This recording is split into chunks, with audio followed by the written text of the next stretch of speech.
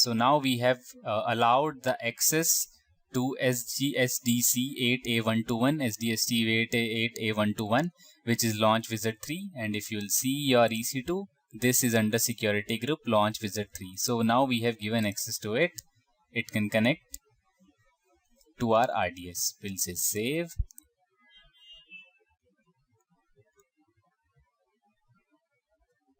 And then we'll go to our MySQL workbench. So it is not showing the connection again. So we'll configure database. We'll say standard. Give your MySQL hostname.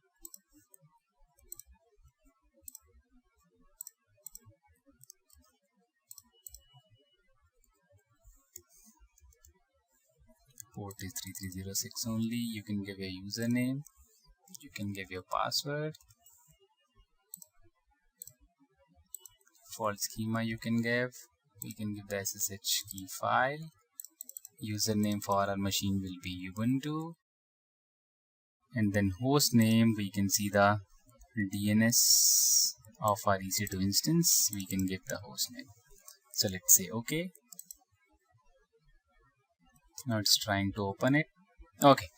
So great. So now you can see we are able to connect to our MySQL instance. Now we'll try to execute some queries. Again, we'll say create table. We'll keep the trend of creating employee tables. We'll say name varchar 20. And we can run it now. Select it, run it. So it says create table employee. This has succeeded. Now we'll try to put some rows. So I'll say insert into employee values. I'll say Jose.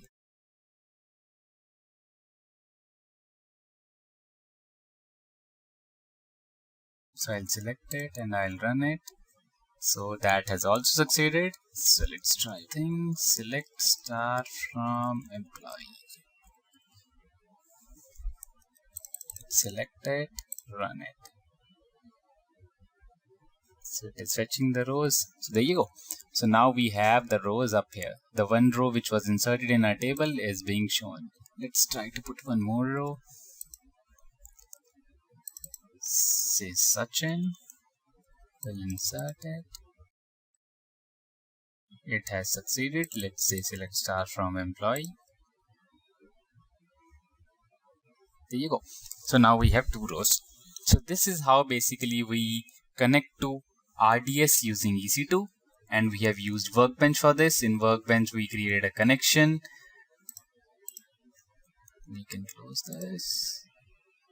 So I'll show you again. Database, connect to database. You can select TCP IP over SSH. In SSH host name, you will enter your public DNS of your EC2. Username will be Ubuntu for our Ubuntu instance which we created. Then we can give a file in OpenSSH format which we converted from our keyval file. MySQL host name will be the endpoint. Of your MySQL, and you can just delete :3306 because there is a separate option of giving port. And then in username you will simply give the username which you have configured. In my case it was CBA. And in password you can simply click store in vault and enter the password that you gave while configuring. In default schema I just gave the database DB name that was CBADB. So this was all, and the main thing is VPC. In VPC, the group name or the VPC in which we configured our RDS, you have to give access to your EC2 instance to access this RDS. So in this case, we edited our go select your default VPC. Yeah, I'll show you. This is our MySQL instance, and here in VPC, you can just select your default group. You can select it, and inside this, under it, you can select inbound rules, and you can edit the inbound rules. And after editing, you have to allow connections from EC2. In this case, I have done all TCP, all port range is all, and this will automatically show up. You just have to worry about this thing. You have to give the source or your EC2 instance. In this case, if you'll go to your EC2 instance, if you'll see the security group of your EC2 instance, that is launch wizard 3. So we have to allow access to this security group. So coming back to VPC, for group name launch wizard 3, you will locate the group ID,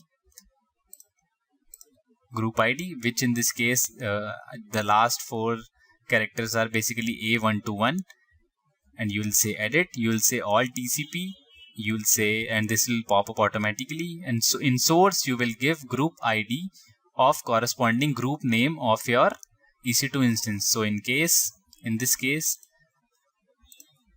the security group was launch wizard 3. If you'll go to your VPC for security group launch wizard 3, the ID is 121, and we have to give the corresponding ID of this security group.